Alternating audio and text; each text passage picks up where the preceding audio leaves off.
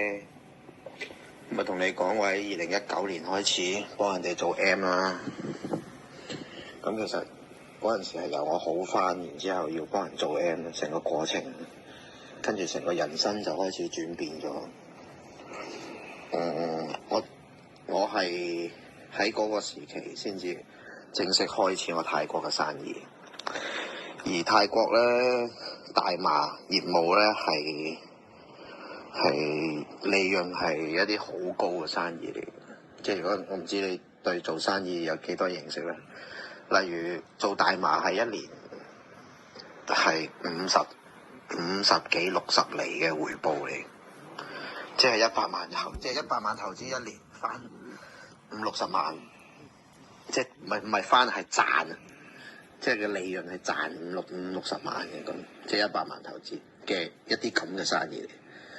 咁所以，我喺開始咗呢個做 M 呢個緣分之後咧，其實個天已經派晒嘢俾我噶啦。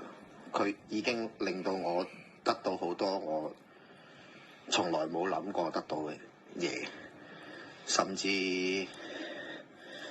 佢係斷咗我窮根添啊！咁所以因此佢俾我有更加多嘅時間。點解我可以一日見咁多人呢？以前我又冇做 YouTube， 但係點解19至到24我可以做到600人呢？係因為我係全時間咁樣全心全意，每一日都喺度見唔同嘅病人。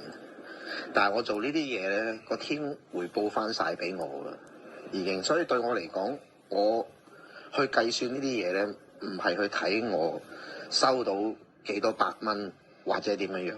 對於我嚟講，係點樣令到呢件事可以行得更加好啦，幫到更加多人啦，行得更加遠啦，俾更加多人知道啦，呢啲先至係我重點要去諗嘅嘢。